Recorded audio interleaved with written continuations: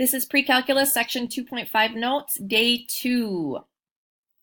We are going to talk today about domain and range of quadratic functions. So we have two graphs pictured here, example 1 and example 2. In example 1, our parabola opens up.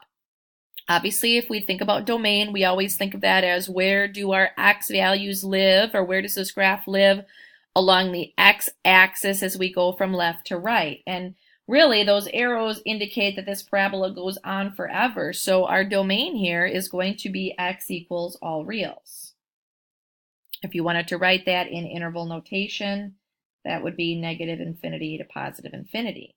Our range, however, is not all reals because the vertex of our parabola is the bottom of our parabola, and the parabola does not exist below that horizontal line that I just sketched. So our range is that the parabola only lives above y equals 1. So if we were going to write it as an inequality, we would say y is greater than or equal to 1. Or if we were going to write it in interval notation, then it would be a closed bracket on 1 and a round bracket on infinity. Our second parabola opens down. The domain doesn't change. This is still going to be x equals all reals, or negative infinity to positive infinity in interval form.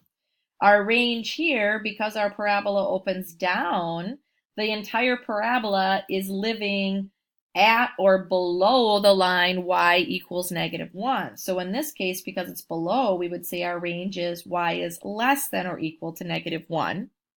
Or if we wrote this as an interval, then it would be negative infinity,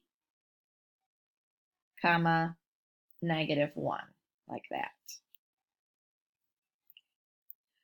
So now we're going to do kind of a word problem example. A ball is thrown across a football field with its path given by this function, where x is the distance the ball has traveled horizontally and y is its height above ground level, both measured in feet. So before we do any math here, we're going to make a little picture. Looks like we've got an x-axis but no y-axis. So I'm going to go ahead and I'm going to add a y-axis in for my picture. So our x-axis in this picture is going to represent the distance that the ball has moved, and the y-axis is going to represent the height of the ball. So here's our little person, and he's throwing this football.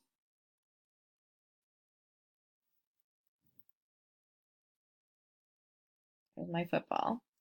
And of course, the football is traveling in sort of a parabolic motion here. So what we're looking at here, if we want to know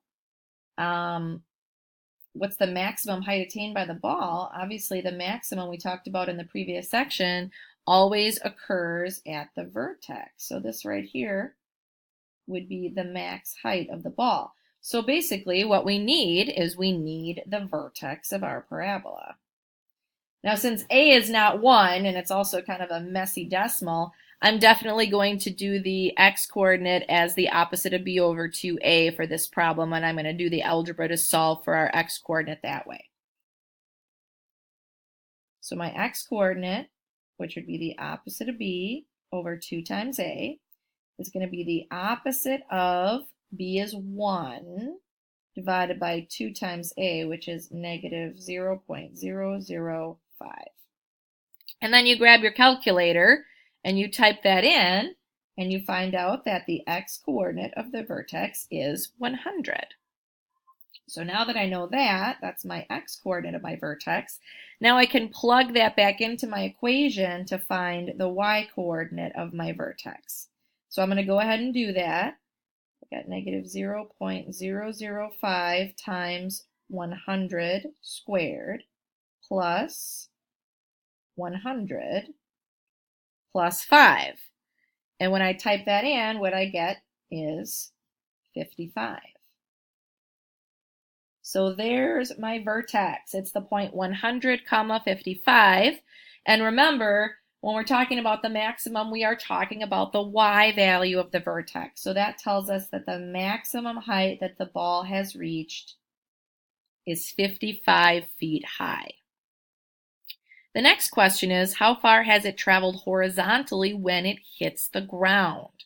So if we're solving for distance, okay, remember in our equation here, x is the distance that the ball has traveled horizontally. So we're trying to solve for x, but we want to know when its height is on the ground.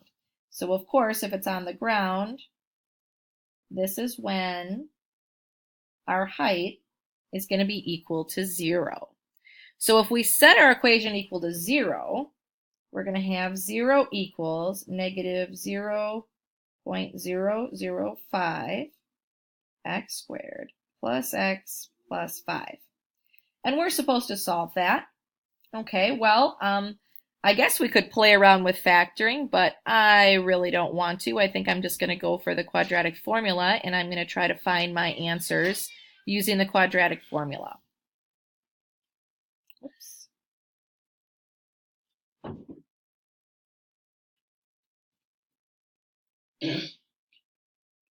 So if I'm going to use the quadratic formula, my a value is negative 0.005, my b value is 1, and my c value is 5. So I'm going to go ahead and I'm going to plug that all in to the quadratic formula. So my x values are going to be x equals the opposite of b, so negative 1, plus or minus the square root of my b value, which is 1 squared, plus negative 4 times my a value, which is negative 0.005, times my c value, which is 5. That's all under my radical. And this entire thing is divided by 2 times my a value, which is negative 0.005. And then it's time to break out the calculator. So we simplify what's underneath our radical, negative 1 plus or minus. Well, I know 1 squared is 1 plus. And then I grab my calculator, and negative 4 times negative 0.005 times 5 gives me positive 0.1. And then on the bottom, 2 times my a gives me negative 0.01. Okay, so 1 plus 0.1 is 1.1. The square root of that is 1.05. So this gives me negative 1 plus or minus 1.05 divided by negative 0.01. Now remember, the plus or minus gives me 2 answers. So at this point, I am going to split this apart into 2 pieces, and I'm going to consider them separately. So I've got negative 1 plus 1.05 divided by negative 0.01. Negative 1 plus 1.05 is 0.05 divided by negative 0.01. This gives me an answer of negative 5 feet. And then my other one, negative 1 minus 1.05 divided by negative 0.01, gives me an answer of positive 205 feet. So obviously, if we're talking about distance here, our negative 5 feet solution doesn't make any sense.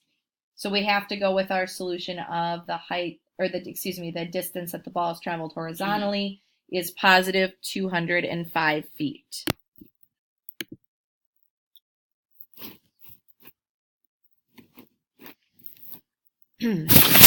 So now a few definitions. Local maxima and minima, the plural form would be, these are the plural form of maximum and minima.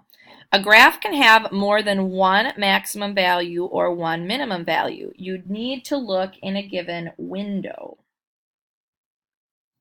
So if you're looking for what we would call a local maximum, think of the top of a bluff. And if you're looking for a local minimum, think of the bottom of a coulee. And reminder, the maximum value or the minimum value is always going to be the y value of the ordered pair at that location, because the y value is the height. So here is an example of a graph where we have multiple maxima and minima. So we would call these local maxima or local minima, depending on which part you're looking at. So if we just read this graph from left to right and try to figure out what they are, On the left-hand side, this point right here, the top of the bluff, so to speak, is going to be a local maximum. So the question is, what do you think the y value is of that point right there? Now, it's not a perfect ordered pair, so we can just approximate, but looks to me like it's more than 2.5, but less than 3, so I'm going to say y equals 2.75. As we continue towards the right here we have a local minimum. And again, if we're trying to figure out what is that height, I'd say that looks like it's about a third of the way between 0 and 1. So I'm going to say that this is a local minimum, excuse me, of 0.33. Up here, we've got a local maximum, and that looks to be a pretty decent point there. That looks like y equals 4 for our local maximum there. And then our last one down here, local minimum at the bottom of that coulee, looks to be about negative 1.5. Okay, so it's as easy as that. Now, if you're lucky enough to own a graphing calculator and you type the function in, the calculator will actually calculate for you maximum and minimum values of a function, which is a really nice feature when you're trying to solve for these things and you have a not so nice equation that you're working with, especially when it's not quadratic, if it's cubic or quartic or something like that. So to find the local maximums and minimums of the function and the value of x at which each occurs, you can do this on your calculator, and your calculator will give you a decimal answer, so you can give this with quite a bit of accuracy. In order to do this, you are going to use the calculate function on your calculator. So right now, I would pause the video and I would pull out your graphing calculator so you can try this with me. Your calculate key is located above trace across the top. So hopefully you can find that button, okay? So it's going to be a second level function there. So basically, you're going to follow the prompts given on the screen, but you are going to type your function in on the y equals. You're going to put in 3 plus x squared minus x cubed. And then after you get your function graphed, you're going to go to second level trace, because that's going to be your calculate key. And then you're going to arrow down to max or min.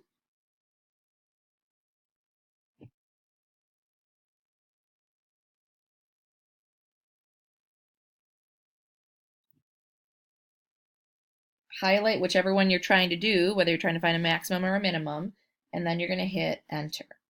Okay. So for this particular graph,